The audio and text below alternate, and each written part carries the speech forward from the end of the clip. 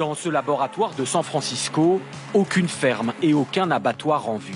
Pourtant, ces scientifiques viennent de créer de parfaits nuggets de poulet et ils ont la conscience tranquille. C'est du vrai poulet, mais ce sont des cellules de poulet. Donc aucun animal n'a dû mourir pour ce nugget. Les fondateurs de cette start-up en sont convaincus. L'humanité va devoir manger différemment. Chaque jour, des centaines de millions d'animaux sont tués. Et il a fallu des quantités astronomiques d'eau et de terre pour les élever. Et cela crée beaucoup de pollution. Ce n'est pas un système tenable. La solution n'est pas de demander à tout le monde de devenir végétarien, mais peut-être de faire de la viande d'une meilleure façon, en cultivant des cellules de l'animal sans manger l'animal. Pour comprendre cet incroyable tour de passe-passe scientifique, il faut se rendre en Israël. Ici, une autre équipe expérimente le même principe avec de la viande de bœuf. Donc on a en fait nos propres vaches dans le laboratoire. Ça c'est Gertrude et Alberta. Et à l'intérieur de ces vaches, les tissus et les cellules se développent de la même manière que dans un animal dans la nature. Le principe est d'extraire une cellule de muscle d'une vache vivante. Ces cellules sont d'abord microscopiques, diluées dans ce liquide. Les scientifiques font grandir et proliférer ces cellules, un procédé similaire à ce que les médecins font pour produire des tissus, pour des greffes de peau par exemple. Sauf qu'ici, ces cellules vont produire de la chair. Dans ces boîtes de culture, les bouts de viande commencent à se former. Ces incubateurs sont une vache contrôlée ou artificielle, dans laquelle les cellules retrouvent leur environnement d'origine et continuent à se développer comme si elles étaient à l'intérieur de la vache. Elles ne voient pas la différence.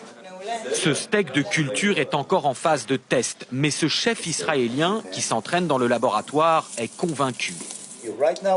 Pour le moment, seuls quelques privilégiés comme nous peuvent y goûter. Mais dans un futur proche, cela ne sera pas plus cher que de servir par exemple une viande bio de bonne qualité.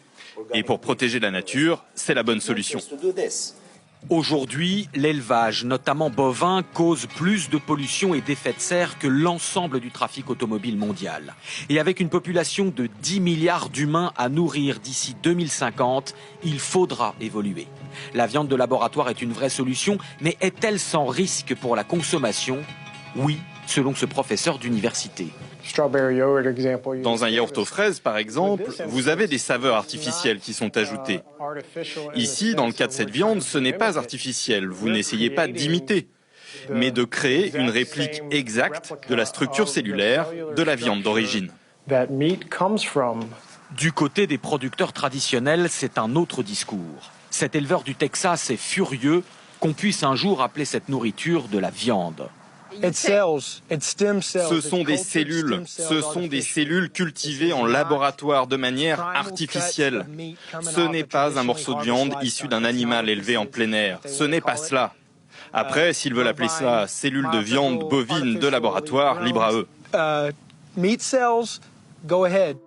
Pour autant, les grands groupes agroalimentaires, y compris de boucherie, commencent déjà à nouer des partenariats avec les entreprises de viande de culture, conscients qu'il ne faudra pas rater ce virage révolutionnaire dans nos assiettes.